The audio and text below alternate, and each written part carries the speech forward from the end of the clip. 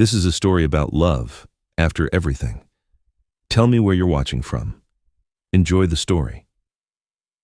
The wind slammed against the glass like a giant hand trying to tear the small diner apart. The sea in the distance was completely erased. The harbor road vanished. Harbor Point was no longer a town. It was a blank space, a whiteout that swallowed everything. Megan Hale stood behind the counter, a cleaning cloth in her hand. But the wooden surface was already so clean there was nothing left to wipe. She kept wiping anyway, to steady herself, to drown out the sound of the wind howling like someone calling her name. She should have closed hours ago. People had gone home. House lights were off. But Megan kept the open sign lit, not for tips, not because she expected customers, but for something else. On nights like this, someone would need a place to survive. She knew it. She had been that person once. The door shook, a heavy impact as if the wind had punched the hinges. Megan looked up, her heart jolting. She thought the glass might shatter. Then the door burst open. Snow poured in, biting cold, blinding white, and through it a figure stumbled across the threshold. An elderly woman. A coat far too thin, silver hair caked with snow, skin pale as paper. She tried to say something, but the wind tore the sound away. She collapsed. Megan rushed forward. No thought, no questions, only the instinct of someone who knew that a second too late meant there would be no turning back. She dropped to her knees and caught the woman's shoulders. The cold was so intense it made Megan shiver. The woman's eyes opened in panic, then closed again as if there was no strength left. "Don't," Megan whispered silently, as if speaking to the storm itself. "Don't take her." She dragged the woman deeper into the diner, slammed the door shut, turned the lock. The wind was sealed out, but the cold clung to them like a curse. Megan grabbed an emergency blanket from beneath the counter and wrapped it around the woman. The crinkle of foil sounded like salvation. The woman gasped for breath. Her lips were blue. Her hands shook too badly to hold the cup of water Megan offered. Megan ran to the kitchen and lit the gas stove. Boiling water, hot tea, chicken soup. Everything she did was fast and precise, as if she had trained for this moment for years, because she had, back in the years when she had to save herself, when no one else did. The woman opened her eyes again and looked around the empty diner, the pale yellow lights swaying. In her eyes was a startling clarity, as if she was not only afraid of the cold, but of something deeper. "I'm lost," she said, her voice rough and broken. "The taxi dropped me in the wrong place. I'm trying to find my son's house." Megan leaned close so the woman would not have to strain. "You're safe now. You're staying here tonight. No one goes outside in a whiteout." The woman swallowed hard. "I don't want to die before I see him." The words fell like a blade, short, direct, painful. Megan felt her chest tighten. She knew the fear of time, the fear of things left unsaid, the fear of waking up one day and realizing the chance was gone forever. "What's your name?" Megan asked, keeping her voice steady. "Vivian Kingsley." The name made Megan pause, just for a heartbeat, but it was enough. Kingsley. Old headlines flashed in her mind like camera bulbs. Kingsley Dynamics, a tech company rising fast, and the man behind it, famous for a coldness that bordered on ruthless. Megan hid her reaction. She placed the cup of tea into the woman's hands, holding it lightly so she would not drop it. "Drink slowly." Vivian looked at her, pale blue eyes sharper than her exhausted body suggested. "You didn't ask why I was walking in the storm." "I don't need to," Megan replied. "I just need to know you're here and you're still breathing." Something crossed Vivian's face. Gratitude, surprise, something like being seen. She rummaged through her coat pocket and pulled out a crumpled piece of paper. Megan took it. An address, Seabrook Residences. Megan knew the place, a building facing the ocean, glass sharp as blades, somewhere ordinary people did not enter without clearance. "That road is already sealed," Megan said. "Only emergency vehicles can get through." Vivian's shoulders sagged, not the collapse of someone weak, but of someone who had carried a burden for years and was still trying to stand at the very end. 5 years, Vivian said quietly. 5 years since I've seen my child. He doesn't answer calls. He's always busy. But I knew that if I didn't come myself, I would never see his face again. Megan did not ask for details. She just listened. And as she listened, something inside her vibrated, like an old string pulled tight again. "What is your son's name?" Megan asked, even though the question felt like stepping into danger. Vivian closed her eyes. When she opened them, her voice trembled, not from the cold, but from memory, from fear. "Adrian," she said. "Adrian Kingsley." In that moment, Megan felt the small diner suddenly shrink around her. Adrian Kingsley, a man belonging to the world Megan had fled, a man whose single glance could make others diminish themselves. Megan stood and turned away so Vivian would not see her face. She reminded herself this was just a lost old woman, just a stormy night, that by morning everything would return to normal. But the wind outside did not believe in normal. The diner lights flickered once, then steadied. Megan glanced up at the ceiling, calculating. If the power went out, she had candles, oil lamps, a gas stove. She could keep people alive. She had prepared for saving others, but not for saving herself. Megan led Vivian into the small back room, unfolded chairs, added blankets. Vivian caught her hand before lying down. "Do you have family?" Vivian asked softly but directly. Megan paused for a second. "Not here." Vivian looked at her as if seeing through the apron, through the practiced calm. "Then you understand. There are things you miss once and lose forever." Megan nodded. She wanted to say that some things are not lost because they are missed, but because they are taken. But she did not. She only pulled the blanket up, dimmed the lights, leaving a small glow. The door closed. Megan stood alone in the narrow hallway, listening to the wind shriek through the cracks of the old walls. Outside, the storm raged on. Inside, a secret had just been placed on the diner floor like a timed bomb. And Megan knew that when it exploded, it would call her name, not because of the old woman, but because of the man who carried the name Kingsley, the man who had not yet stepped into the diner, but whose shadow had somehow already covered everything.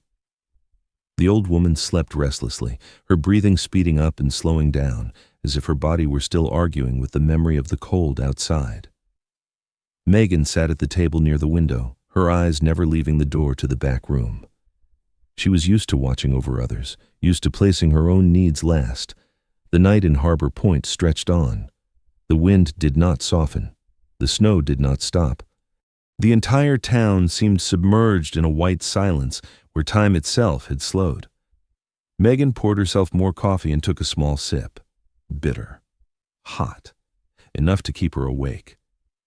In her mind, the name Vivian Kingsley kept repeating, not because of the luxury address, not because of old headlines, but because of the look in that woman's eyes when she spoke of her son, a look balanced between hope and fear. Megan had seen that look before, in mirrors, in people who had placed their trust in the wrong places. A very soft sound broke the quiet. The back room door opened. Vivian stood there, a blanket wrapped around her shoulders, looking far smaller than she had earlier. "You are not sleeping," Vivian said, more an observation than a question. Megan stood. "I'm used to it.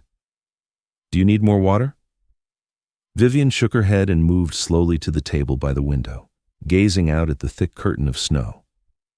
"I thought I was used to waiting. It turns out I'm not." Megan pulled out a chair for her.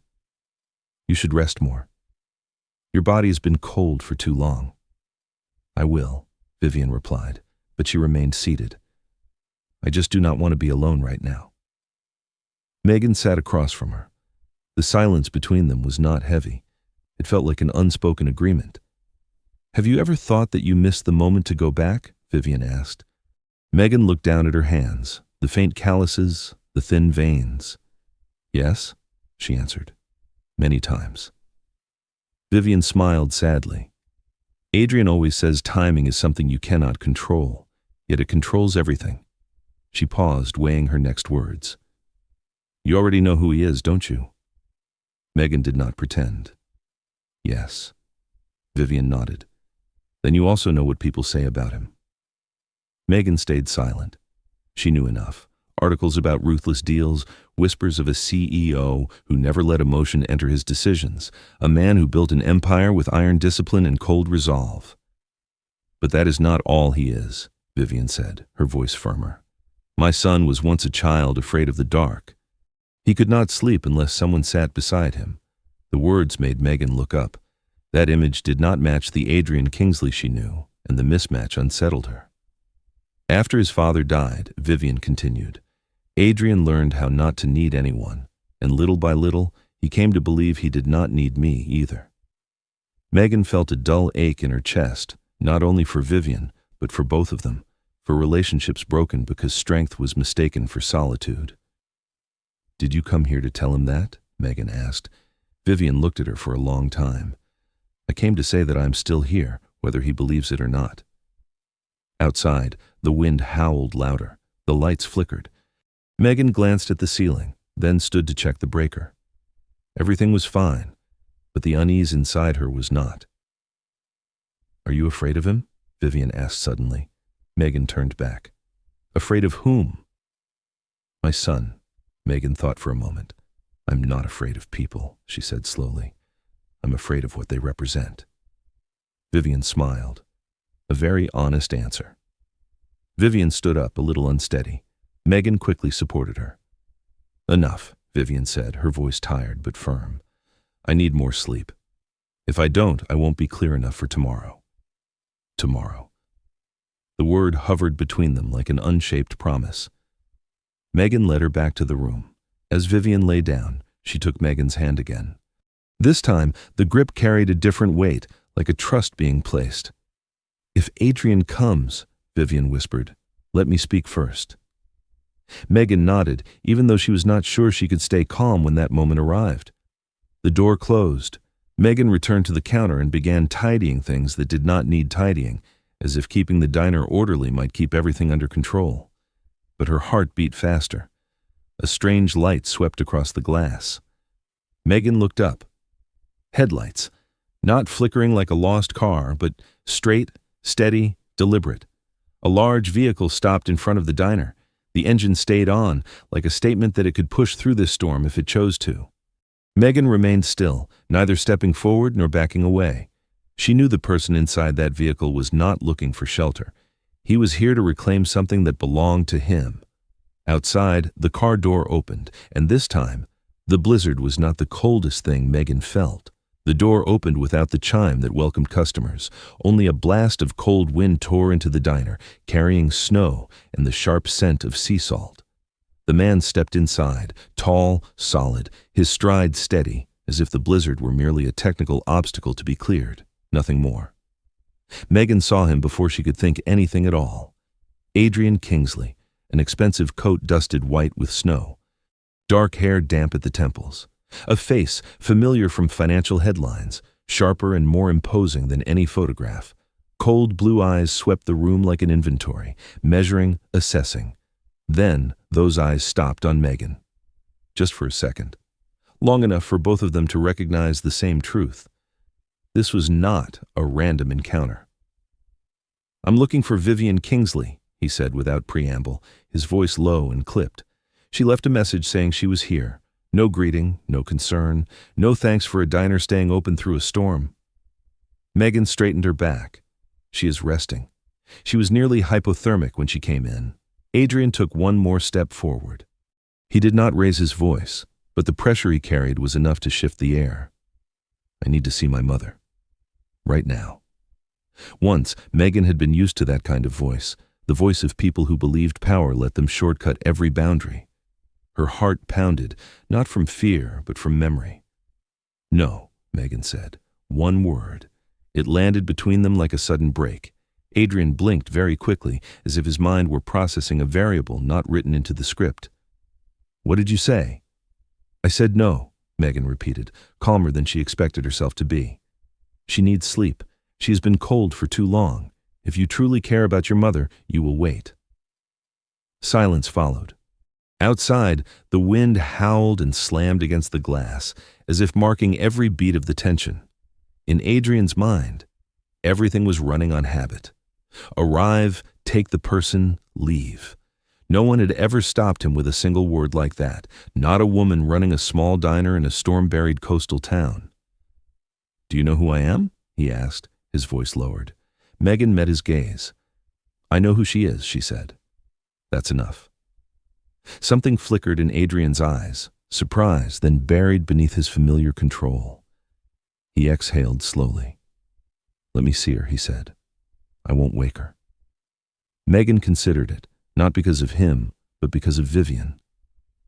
"All right," she said after a beat. "Just look, and you stay quiet."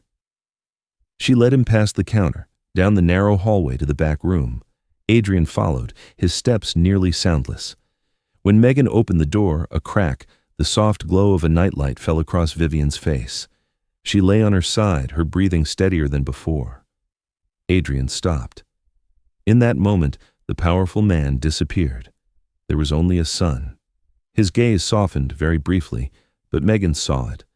She saw his hand tighten slightly, as if restraining the instinct to reach out. "She's better now," Megan whispered, "but she's still weak." Adrian nodded, said nothing more. Megan closed the door. They returned to the diner. No one spoke until Megan gestured to a table near the counter. "You should sit down," she said. "There's nowhere to go out there anyway." Adrian looked toward the window. The snow was so thick the streetlights were nothing but blurred dots. He pulled out his phone and typed quickly. No signal. He frowned, then put it away. "Coffee?" Megan asked. He was about to refuse, then nodded. "Thank you." Megan poured the coffee and set it in front of him. Steam rose between them like a fragile boundary. Adrian took a sip, paused, looked at the cup as if he had discovered something that didn't fit the setting. "It's good," he said, almost reluctantly. Megan didn't respond. She wiped her hands and stood across from him. "Your mother said she came here because she wanted to fix what she missed." Adrian's jaw tightened. "My mother has always liked dramatic gestures." "She nearly froze to death," Megan said calmly. "If that's drama, the price was high." Adrian looked up. His eyes sharpened, then fell. "She didn't tell me." "Maybe she thought if she did, you would stop her," Megan replied. Silence settled again, heavier this time. Adrian studied Megan, the way she stood, the way she spoke. No flattery, no avoidance, no fear. It didn't match her place behind the counter of this small diner. "How long have you worked here?" he asked. "Long enough to know when someone is used to giving orders," Megan answered. The corner of Adrian's mouth twitched, not quite a smile, but no longer entirely cold. "You don't seem like a diner manager," he said. Megan looked straight at him. "And you don't seem like a son who just drove through a blizzard to find his mother." This time, Adrian truly fell silent. Outside, the storm continued to howl. But inside the diner, something else had been set in motion. Not romance, not yet. It was the collision of two worlds, and they both knew they could not pretend they hadn't seen each other. The power cut out abruptly. No warning, no time to prepare, just a dull thud, and the entire diner fell into darkness. The wind outside instantly sounded louder, as if the night itself had opened the door and let it rush in. Megan froze for a beat, not in panic, just assessing. Adrian reacted fast, standing up at once. "Do you have a generator?" he asked. "Yes," Megan replied, "but only enough for the back room and the kitchen, not the main lights." She bent down and opened the drawer beneath the counter. A flashlight snapped on, slicing through the dark. The beam lit Adrian's face from below, sharpening his features, making him seem less distant, less like the CEO from the headlines, and more like a man stranded in a storm. "Stay here," Megan said. "I'll get the candles." She moved through the darkness with the confidence of someone who had survived worse. Adrian noticed it, the way she did not hesitate or fumble, as if darkness were something she already knew how to live with. 15 minutes later, Harbor Light Diner was no longer completely dark. Candles were lit and placed along the counter and on a few central tables. Soft yellow light spread out, forming small islands in the sea of night. The gas stove still worked, giving off steady warmth. The space shifted. The old diner suddenly felt different, more intimate, quieter, as if the blizzard outside had been pushed back, at least within the reach of candlelight. Adrian returned from the back room. "My mother is still sleeping." "Good," Megan said. "She needs it." They stood facing each other with only a table between them. The candle flames trembled, reflected in Adrian's eyes. For the first time since he had entered the diner, He did not speak right away. "You can sit down," Megan said. "It's going to be a long night." Adrian sat, not with the posture of someone taking control, but like a man accepting, temporarily, that he did not fully command the situation. Megan poured more coffee and set it in front of him. When their hands brushed lightly, both paused for a fraction of a second, not long enough to name it, but long enough to notice. Adrian was the first to pull his hand away. "You're used to power outages," he said. Megan shrugged. "Coastal town, blizzards, old infrastructure. It happens. Not everyone stays as calm as you." Megan looked at the candlelight. "Not everyone has a choice." The answer left Adrian silent. He studied her more closely. The simple shirt, no jewelry, hands marked with faint calluses but not rough, the way she spoke and chose her words, the way she did not avoid his gaze. It did not add up. "How long have you been in Harbor Point?" he asked. "Long enough," Megan replied. "And before that?" Megan looked up. "What exactly are you asking?" "You," Adrian said. "I'm asking about you." The candle flame flickered harder as a strong gust slammed into the window. Megan did not answer immediately. In her mind, cold conference rooms surfaced, edited reports, eyes that said one thing and did another. "Life has a way of steering us off the paths we once thought were certain," she said at last. "I simply chose to stop." Adrian was not satisfied with that answer, but he did not press further. A part of him understood that people like Megan were not moved by power. They opened up only when they chose to. "I drove through the storm to get here," Adrian said, his voice lower. "Not because I believed my mother needed rescuing, but because I knew she would not stop." Megan looked at him. "And you came out of duty or out of worry?" Adrian closed his eyes for a very brief moment. Both. The answer felt truer than he had expected, and perhaps truer than he wanted. A soft clatter came from the ceiling. Megan looked up instinctively. The backup generator's running. The back room and the staff lounge still have heat. "And you?" Adrian asked. "Where will you sleep?" Megan pointed to a cushioned chair near the counter. "Here." Adrian frowned. "That doesn't make sense." "It doesn't have to," Megan said. "It just has to be enough." Adrian looked around the diner, at the empty tables, the candles, the woman standing in front of him who had saved his mother from freezing without knowing who he was. "You're not afraid of me," he said, more observation than accusation. Megan smiled faintly. "I'm afraid of people who hide behind power, not of someone who drives through a storm for his mother." The words struck something in Adrian, a place he had locked away for a long time. Outside, the storm still howled, but inside, Harbor Light Diner, between candlelight and the steady warmth of the gas stove, an unspoken agreement took shape.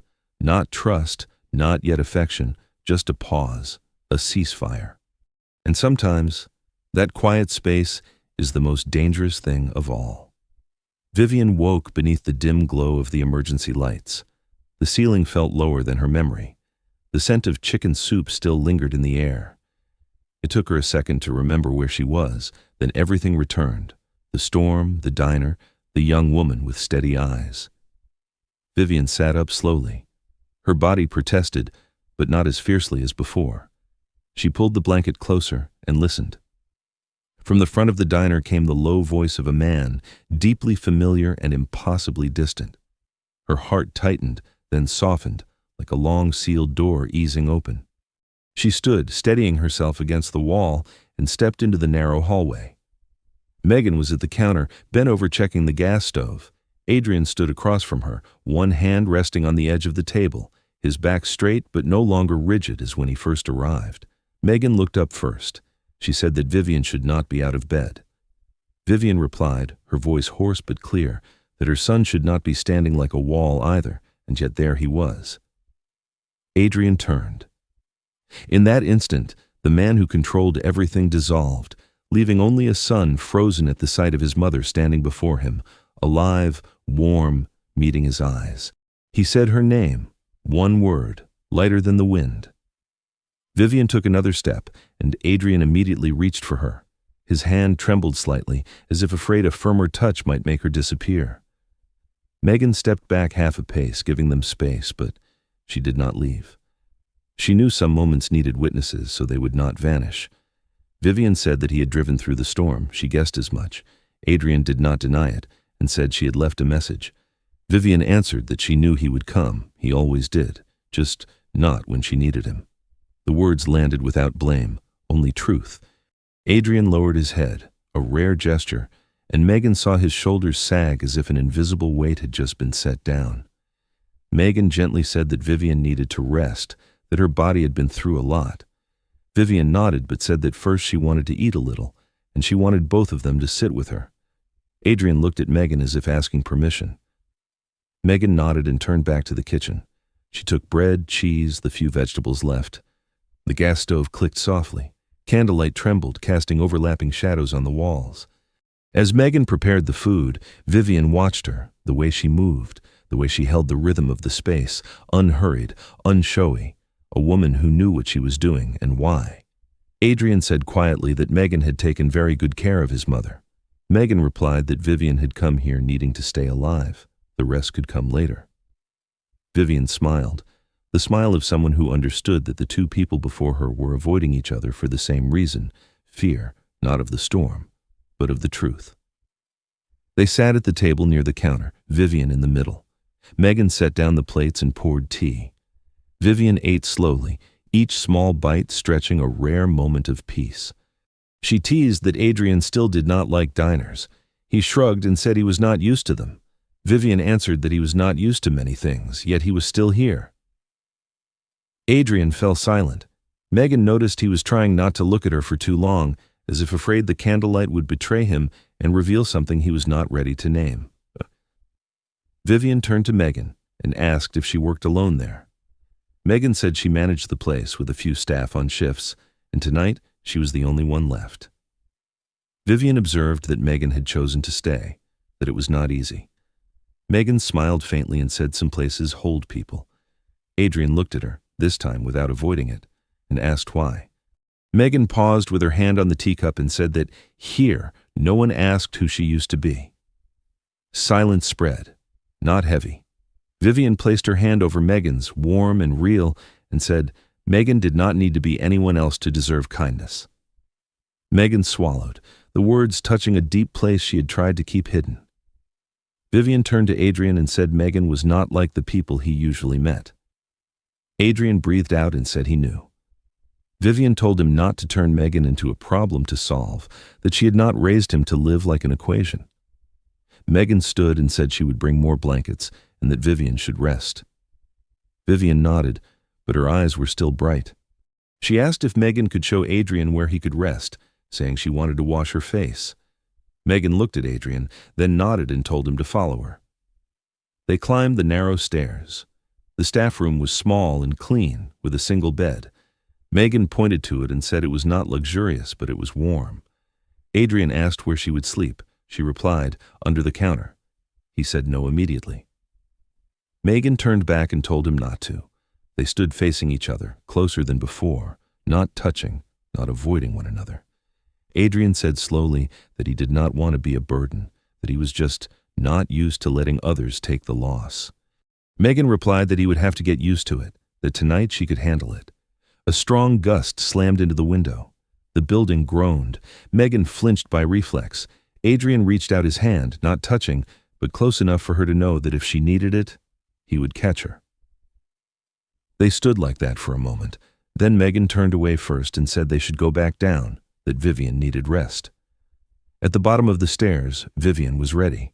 She looked at them with a knowing glint behind her exhaustion and said they looked like they had just signed a treaty. Megan said it was only temporary. Vivian replied that temporary things were often the most important.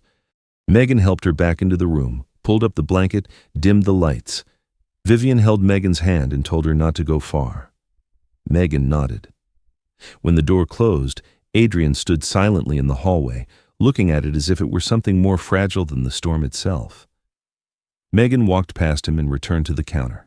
The candlelight flickered again. In the heart of the storm, an invisible thread had just been tied. Not fate, not yet, just the recognition that tonight they were no longer strangers. The back door burst open with a metallic shriek, twisted by the wind. Cold air rushed in, sharp and salty like a blade off the sea. Megan spun around on instinct, her hand gripping the edge of the counter. Adrian rose at the same moment, the reflex of someone accustomed to facing danger. A man stepped inside, covered in snow. A dark, precisely tailored coat, wet leather shoes, the scent of expensive cologne mixed with cold. He brushed snow from his shoulders, lifted his head, a smile already in place. "A lifesaver," he said lightly. "I thought I was going to freeze to death out there."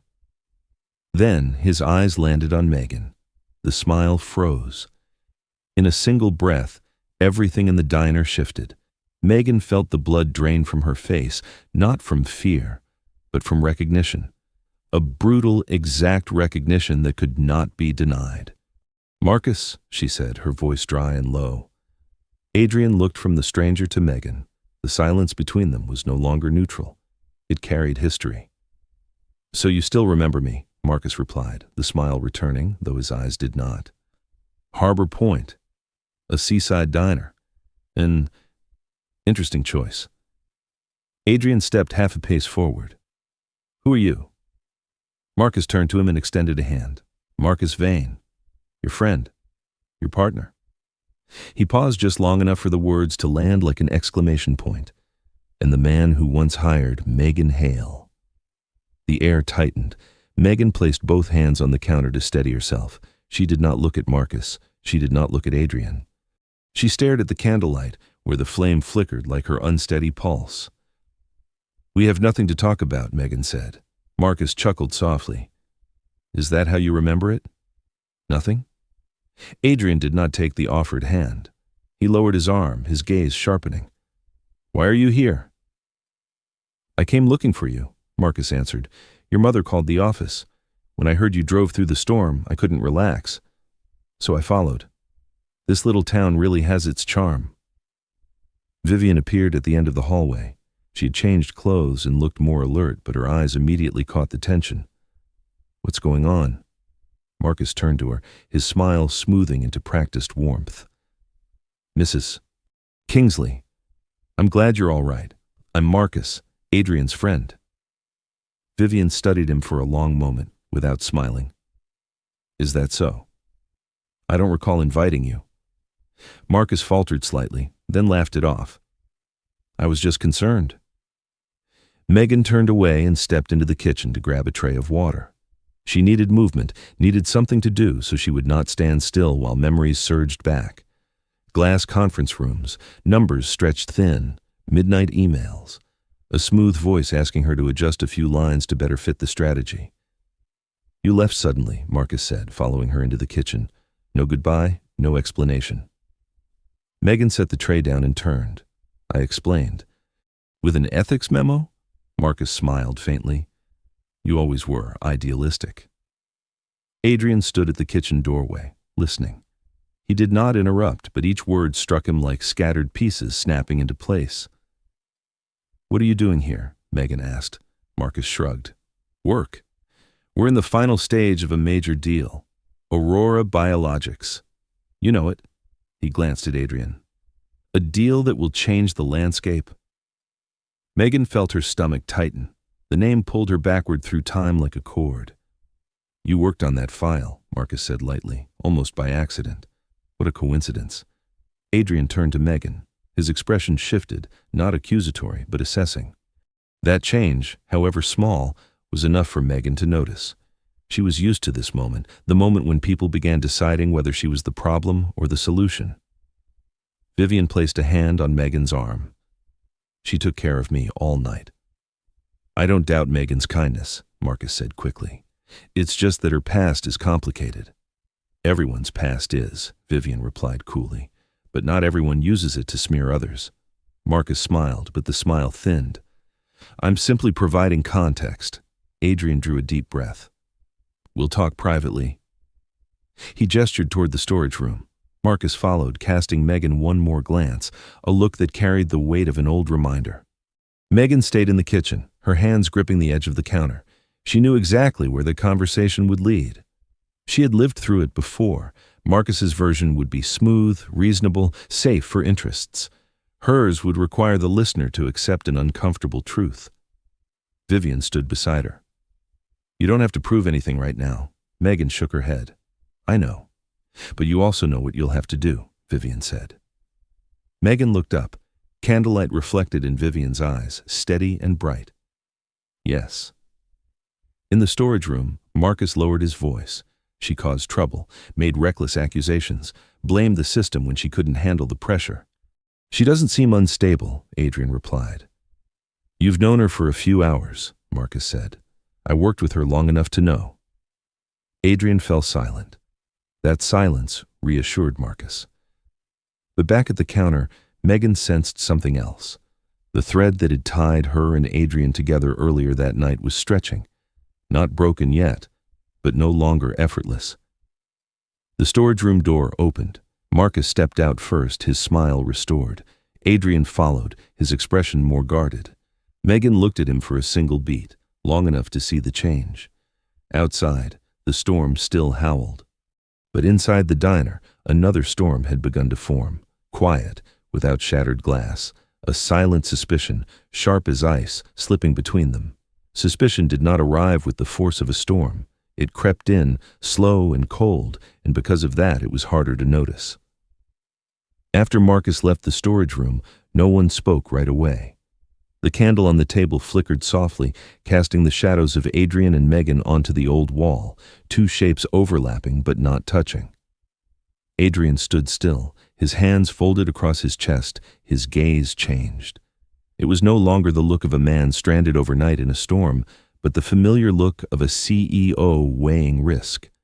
We need to talk about Aurora, Adrian said. Megan did not flinch. She had expected it. Yes. Marcus immediately seized the moment. Not now, he said, his voice gentle but firm. Tonight is too chaotic. The storm, your mother nearly freezing, we shouldn't mix personal emotions with a deal worth hundreds of millions. Precisely because of that, Adrian replied. I need clarity. He turned to Megan. You were in charge of the Aurora file. Yes, Megan said. One word, no more, no less. And you left the company right after. After I asked questions, Megan corrected. Marcus let out a thin smile. You always called them questions. The board called it breaking protocol. What protocol allows numbers to be stretched? Megan asked, her voice still even. What protocol turns projections into false promises? Adrian looked from one to the other. The scattered pieces began to align, but not yet into a full picture, and that gap made him cautious. Tonight, Adrian said, my analytics team found discrepancies in Aurora's valuation. Projected revenue doesn't match actual cash flow. Megan exhaled softly, not in relief, but in confirmation. So it's still happening. Marcus cut in quickly. Minor discrepancies are normal at this stage, especially for a fast-growing company. Minor, Megan repeated. That's what you called it 3 years ago, too. The words hung between them. Adrian turned to Megan, his gaze sharper now. 3 years ago, what did you see? Megan felt the blade in the question. It was not an attack, but it was sharp enough to cut. She looked straight at Adrian. I saw reports being adjusted to serve a story prettier than reality. Marcus shook his head. She always phrases it like that. It sounds convincing, but there was no proof. There was proof, Megan said. Adrian paused.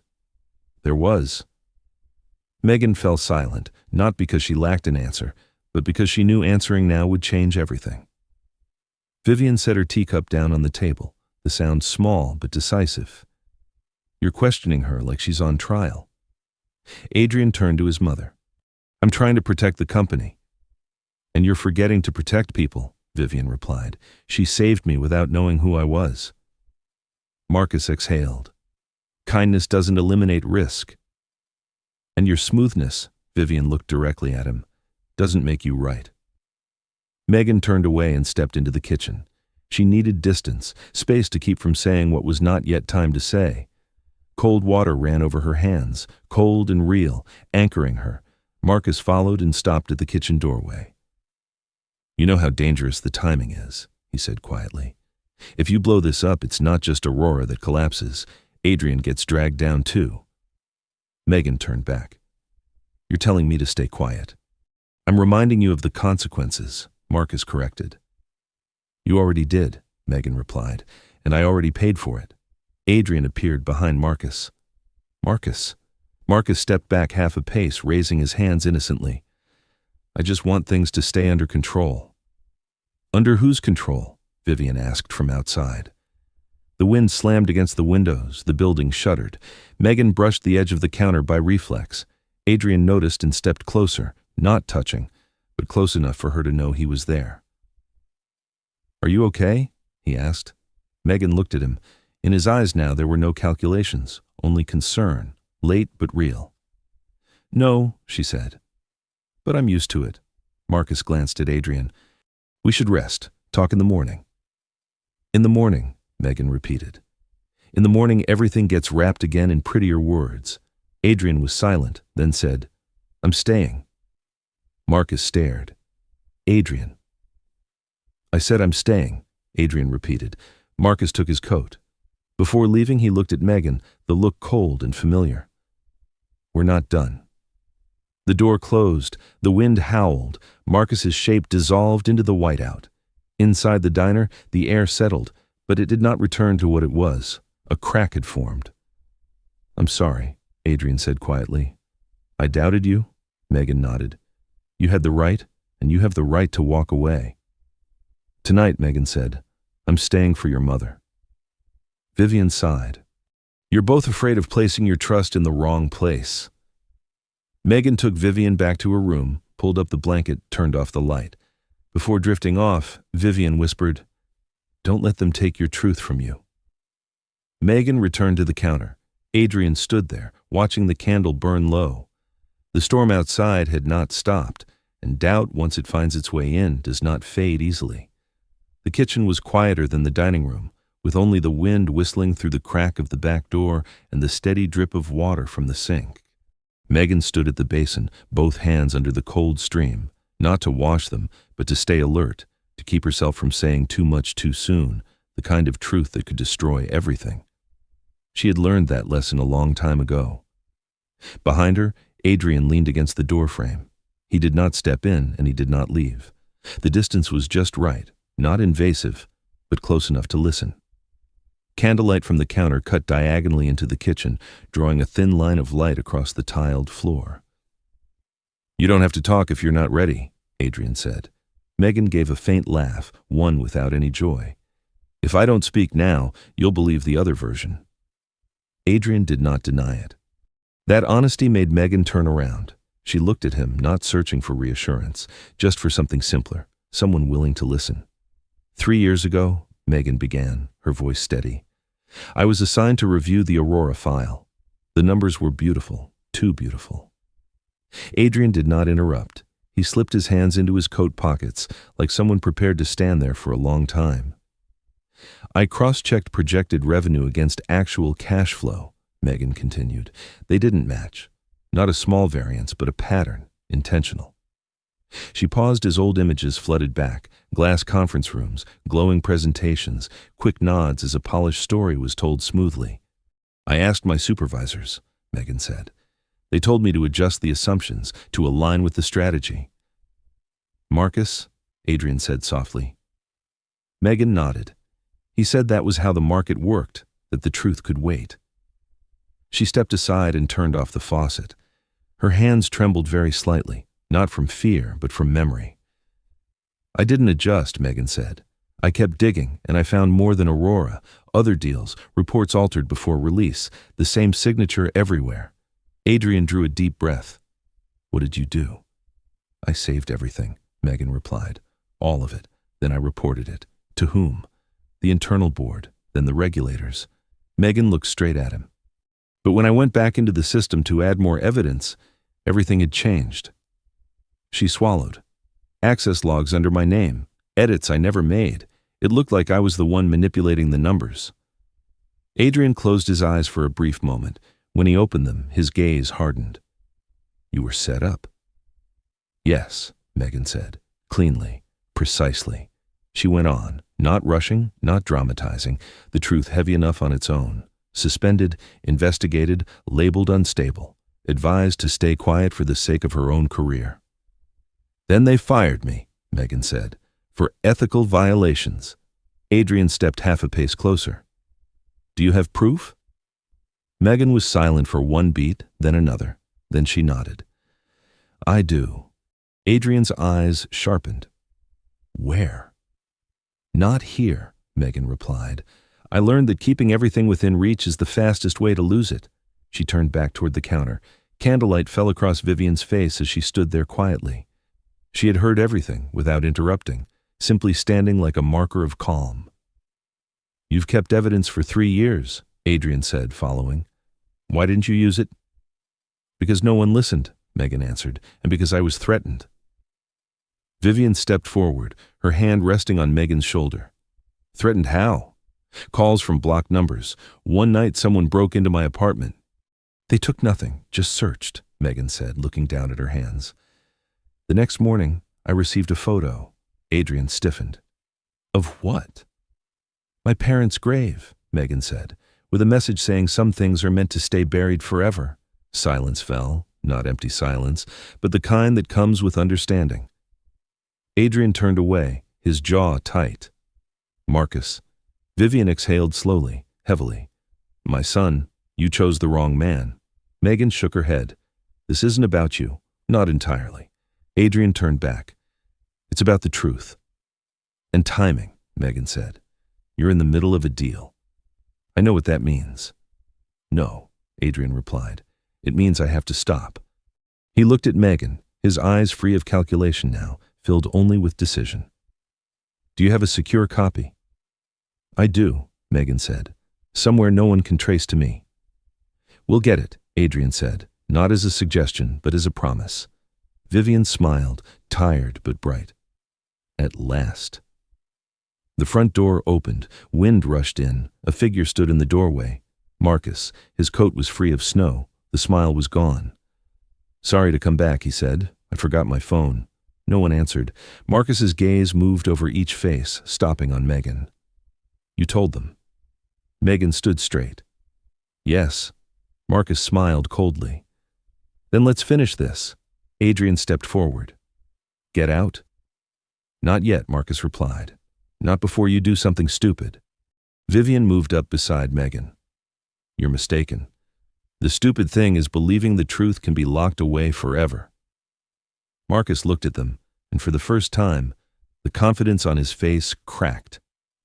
Outside, the storm howled. Inside, something had been decided. There was no turning back. Marcus stood in the middle of the diner like a crack that had not yet sealed. Candlelight reflected off his face, exposing the tension in his features that his smile had once concealed. No one had invited him in, yet he stood there as if the place belonged to him. Finish it, Marcus repeated, his voice roughening. If you think you can flip the table, remember who's sitting on the other side. Adrian took another step forward, not fast, not threatening, but enough to claim the space. Get out, he said, right now. Marcus let out a soft laugh. You're going to throw me out into the storm over a story? No, Adrian replied. Because of how you just spoke about the truth, Megan straightened, one hand resting on the counter to steady herself. She looked at Marcus without fear. She had spent her fear long ago. You wanted me silent, she said. I've been silent long enough. Marcus tilted his head. You think you've won because of a few old files? No, Megan answered. I think I've won because you just admitted it. Admitted what? Marcus shot back. Vivian spoke, her voice not loud but clear. That you knew. Marcus turned to her, trying to recover his composure. Mrs. Kingsley, I didn't... Enough, Adrian cut in. I'll ask you once, and I want the truth. The air compressed. Outside, the storm howled louder, as if marking the beat of the moment. Marcus looked at Adrian, and for the first time he hesitated. You knew Aurora's numbers were inflated, Adrian said slowly. Yes or no? Marcus exhaled, the smile gone. Everyone in the industry knows, he said. That's how the game works. We buy, restructure, clean up the reports later. No one gets hurt. Megan shook her head. What about the people who lost their jobs, the pension funds that bought in? Collateral damage, Marcus replied. The price of growth. Adrian closed his eyes for a brief moment. When he opened them, His gaze was cold as steel. You put me in that position. You were already standing there, Marcus fired back. I just helped you win. No, Adrian said. You helped me lose something I thought I still had. Vivian stepped closer, her hand resting on her son's arm. Your father would not accept this, Marcus scoffed. Morality doesn't pay the bills. But the truth gives people their lives back, Megan said. You took that from me, Marcus turned to her. You chose it. No, Megan replied. You chose for me. Adrian turned toward the door. Get out, he said again, before I call someone. You think you're clean? Marcus growled. Your company benefited from those deals. Adrian didn't look away. And I will take responsibility. A beat of silence followed, then Marcus stepped back, not out of fear, but because he understood the rules of the game had changed. He put on his coat, his eyes never leaving Megan. We're not finished. That's true, Megan replied, but this time, I'm not standing alone. The door opened, wind rushed in, and Marcus vanished into the whiteout. The diner fell quiet again. Megan realized her hands were shaking, not from the cold, but from the release of a fear she had carried for far too long. Are you okay? Adrian asked. Not yet, Megan said, but I'm still standing. Adrian nodded. I need to see the evidence. Not here, Megan replied. A safe deposit box out of state, only I know. We'll go, Adrian said, when the storm clears. Vivian smiled, weary but steady. At last, you chose right. Adrian looked at his mother, then at Megan. I doubted you. I'm sorry. Megan didn't answer immediately. She needed a moment to believe the apology. Thank you for choosing the truth. A soft vibration broke the stillness. Megan's phone. An unknown number. She hesitated, then answered. A man's voice came through, low and distant. Do you still have it? Megan tightened her grip on the phone. Who is this? Someone who knows how valuable it is, the voice replied, and who knows there are people who don't want it to see the light. The call ended. Megan looked at Adrian. They know. Adrian drew a deep breath. Then we're out of time. Outside, the storm had not yet stopped, but inside the diner, the decision had been made, not a safe decision, but the right one. And from that moment on, an empire began to tremble. The storm had retreated, but its aftershocks still lingered in the air. The road from Harbor Point to the highway remained wet and slick. Dirty patches of snow huddled along the shoulder like memories that had not yet melted away. Adrian was driving. Megan sat in the passenger seat, her hand resting on an old handbag tucked close to her feet. Inside were not clothes or personal items. Inside were 3 years of silence. No one spoke for the first 10 minutes. The rhythm of the car was steady. Their heartbeats were not. Megan looked out the window. She had never imagined returning to Boston like this, not to look for work, not to run away, but to face what she had left behind. She knew that once the safe deposit box was opened, there would be no turning back. The truth, once exposed, would demand its price. Adrian broke the silence. He said Nora Pike was following the story. Megan turned to him and asked if he meant the financial reporter. Adrian replied that she covered scandals now, that the morning headline read, CEO leaves seaside town with diner manager, more romance than corporate ethics. Megan pressed her lips together and apologized. Adrian told her not to, said that if the media wanted a story, they would give them the real one. But they both understood that the media did not wait for truth. It ran ahead, and once it started running, it was hard to pull back. They arrived at the bank late in the morning. Megan stepped out first and paused for a moment in front of the glass doors. Adrian saw her hand tighten slightly, not shaking, just tense. She said she was fine when she noticed his look. He told her he was there. The safe deposit box was deep in the basement. The space was cold, the lighting white. The bank staff worked quietly and professionally, unaware of what they were about to witness unravel. Megan entered the code. The steel door opened slowly and heavily. Inside was a thick stack of files, sealed envelopes, and an old hard drive. She took each item out. Her hands no longer trembled. Only a frightening clarity remained. She said these were the original reports, the numbers before they were altered. Adrian flipped through them quickly. His expression shifted, No longer doubt, but recognition. Megan continued, saying these were directive emails. Marcus instructing her to adjust the revenue forecast. The phrase used was to align with strategy. Adrian drew a deep breath. Then, Megan placed the hard drive on the table and said these were the access logs, that at the time the system recorded her account modifying the data. She had been on a flight, and there was proof. Adrian closed his eyes for a second. When he opened them, the decision was clear. He took out his phone and said to activate the legal team, call compliance counsel. He wanted the entire disclosure process transparent, unfiltered, without delay. His voice was not raised, but no one could mistake it for anything other than an order. At the same time, Vivian was still in Harbor Point. She sat in a quiet room, her phone placed in front of her, the call connected through her lawyer. Marcus, Vivian said calmly, I am not calling to negotiate. There was silence on the other end, then a dry laugh. I am calling to remind you, Vivian continued.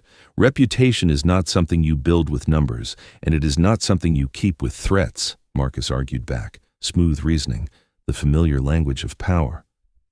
Vivian did not debate him. You may win in the market, she said, but you lose elsewhere. And this time, you do not get to choose silence. She ended the call without waiting for a response. In Boston, Adrian and Megan left the bank. The sky was gray. Adrian's phone kept vibrating. Advisors, lawyers, the board, the media. The SEC has opened a file, a hurried voice said. They need full cooperation. We will cooperate, Adrian replied. Completely. Megan looked at him. That will affect the stock. I know. And control. I know. They stood on the sidewalk as people passed by, unaware. Megan suddenly realized that this moment felt more like the night of the storm than she had expected, not because of the weather, but because of the choice. The media exploded that afternoon. Adrian's name appeared everywhere. Transparency, restructuring, federal investigation, keywords the market did not like. Nora Pike appeared at the top of the headquarters steps, microphone raised. Do you have any comment on a personal relationship while the company faces an SEC investigation? Adrian stopped. Megan stood beside him, not stepping back, not avoiding. I have a comment on transparency, Adrian said, and corporate reform. Everything else is irrelevant. The answer was brief, but sufficient. Night fell. Adrian stood alone in the conference room, looking out at the lit city. Megan leaned against the wall in the hallway. She knew he was standing before the final choice. Stay silent to protect the stock. Speak out to save the truth. Adrian turned back. I will hold a press conference tomorrow morning. Megan nodded. I know. Are you afraid? Yes, Megan said honestly. But I've been afraid for 3 years. That is over. Adrian looked at her, this time not with an analytical gaze, but with respect. Outside, the city did not sleep. The storm had passed, but another one was beginning, not from the sky, but from the truth being brought into the light. 6 months passed, fast and heavy like a turning tide. The market had moved beyond its first wave of panic. The red-hot headlines of those early days slid into side columns, replaced by drier updates. But for Megan, every single day still carried weight. Marcus was indicted, not on a single charge, but on a chain of them. Emails, access logs, original reports opened a trail no one had managed to erase. The SEC investigation spread outward, pulling in the entire network once wrapped in the polished name Aurora. Truth, once exposed to light, does not stop at one boardroom.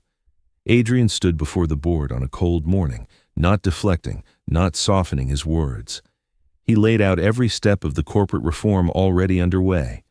A new ethics division was formed, independent, with real veto power. Processes once dismissed as obstacles became the foundation. The stock wavered, then steadied. Some investors left. Others arrived, slower and more patient. Transparency is not a slogan, Adrian said. It is how we accept the cost. After the meeting, he sat alone in his new office. No thick soundproof glass, no sense of invulnerability, only a wooden desk, a window overlooking the river, and a long list of work ahead. He did not feel lighter, but he felt right. Megan, meanwhile, stood in front of Harbor Light Diner. The old sign came down. A new one went up, simple, familiar lettering, nothing flashy. She bought the place with the compensation paid once the case cleared its first stage, not to prove a victory, but to close a loop. Vivian helped her wipe down the counter. "You did it," Vivian said. "I did not do it alone," Megan replied. Vivian smiled. "True, but you chose not to give up." That evening, the diner was busier than usual. Familiar faces, small questions. No one asked about courtrooms or stock prices. They asked about the new soup, about the weather, about second chances. Adrian arrived late. He paused at the door for a moment, watching Megan in her space, not intruding, not claiming, just looking. She saw him and nodded. He came in. "Congratulations," he said when the crowd thinned. "Owner." Megan shrugged. "Just the keeper of the keys." "The one who kept an entire place," Adrian replied. They sat at the table by the window. Outside, the sea was calm. No storm, no forecast, just an ordinary evening, and that was enough for Megan to realize how far they had come. "I have a proposal," Adrian said. "Sounds like work," Megan replied. "No," he said, "not this time." He took a small box from his pocket, not velvet, not branded, just plain wood. He opened it. Inside was an emerald ring, deep green and steady. "Not a diamond," Megan said, half smiling. "Not Wall Street," Adrian replied. "I wanted something that would not remind you of the days you were forced into silence." Megan looked at the ring. She did not touch it right away. "You know what I'm going to say." "I can guess," Adrian replied, "and I agree in advance." "I agree to the feelings," Megan said slowly, "but I keep my professional independence. I do not work for you." "I am not asking that," Adrian said. "I am asking if you will walk with me through the easy days and the hard ones." Megan closed her eyes for a second, not to decide, but to breathe. Then she opened them. "I will." Adrian did not cheer. He did not rush to lift the ring. He simply smiled, softly, like someone who had just set a stone exactly where it belonged.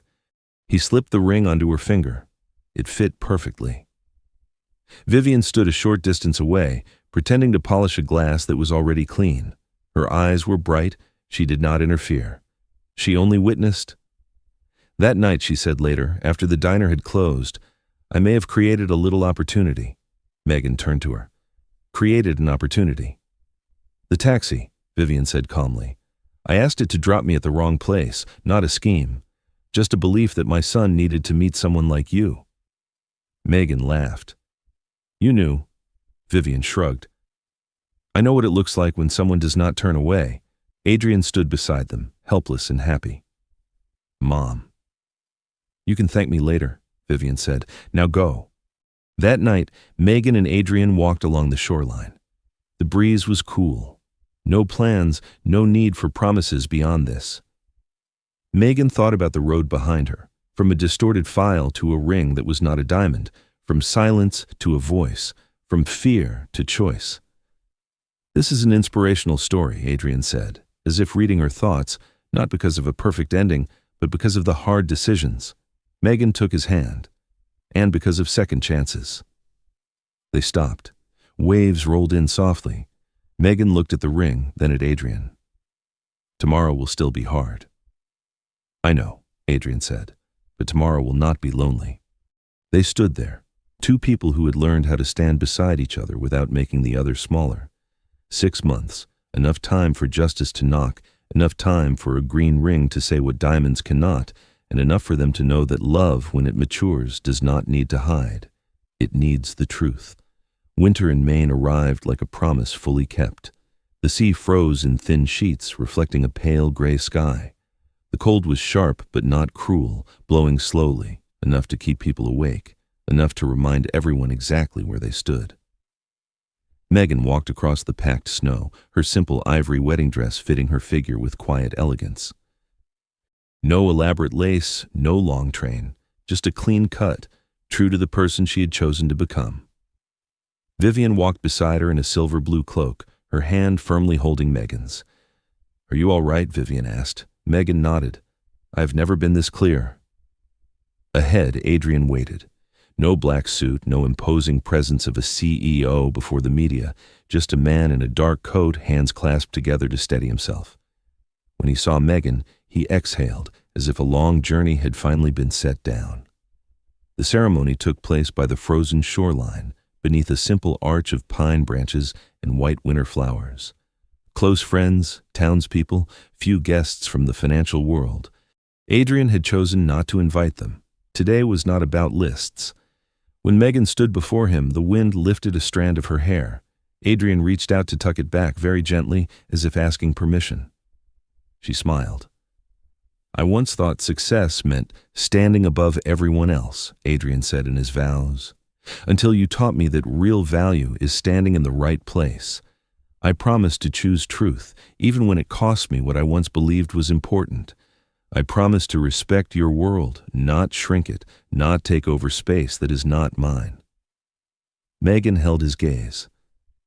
"I once thought silence was how you survived," she replied, "until you stood beside me, not pulling, not pushing, just being there. I promise not to hide myself to be loved. I promise to remind you of the person behind the ambition, and to remind myself that healing is not forgetting, but choosing to continue." They exchanged rings. The green emerald caught the winter light, deep and calm, not dazzling, but enduring. As they kissed, snow began to fall, small even flakes settling on their shoulders and on the pine branches.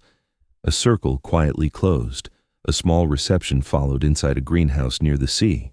Warm golden lights, glasses of red wine, low laughter. Megan saw Mr. Winters approach, holding a small parcel wrapped in brown paper. "I hope I'm not late," he said. "You're always right on time," Megan replied. Inside was a hand-carved wooden snowflake, each branch perfectly balanced, delicate, and precise. "To remember the storm night," he said, "the night everything began." Adrian took it, thoughtful. "Thank you." "No," Mr. Winters smiled. "Thank you for staying." As the gathering slowly thinned, Megan stepped outside and drew in a breath of cold air. Adrian followed and draped his coat over her shoulders. They stood watching the dark, quiet sea, sheets of ice drifting slowly. "Do you find it funny," Megan said, "that everything began with a storm?" "And ended with a peaceful winter," Adrian replied. Vivian appeared behind them, holding a cup of hot tea. "Speaking of storms," she said lightly, "I think it is time to confess." Megan turned. Adrian frowned. "Mom." "That night," Vivian said, "I asked the driver to drop me a little off course." Megan's eyes widened. "You mean creating an opportunity?" "I would not call it a scheme," Vivian replied. "I believed my son needed someone unafraid to speak the truth, and I believed you were that person." Megan laughed, half helpless, half warm. "You really are something." "A mother," Vivian finished, unapologetic. Adrian shook his head with a sigh. "I should have known." "If you had known, it would not have been interesting," Vivian said, smiling. They returned to the greenhouse as soft music played. Megan leaned against Adrian's shoulder. She thought of the road they had taken, from a freezing whiteout night, through investigations, to the truth finally being named. No miracles, only choices following choices. "Do you regret it?" Megan asked. "Choosing to speak," Adrian asked back. "Choosing the hard path." Adrian looked at her. "I regret not choosing it sooner." They laughed. Outside, snow fell steadily, not destructive, just covering. The story ends here, but the journey does not. It continues in ordinary days, in small decisions, in standing beside one another when the world tests them again. And if you have walked with Megan all the way here, from a freezing whiteout night to a winter warmed by truth finally spoken, leave a comment and share where you are watching from, what you think. Do you believe that opportunity can sometimes be a form of destiny? If you would like to hear more romantic drama stories about healing, justice, and love after everything falls apart, tap like and follow the channel Love After Everything so you do not miss the next stories.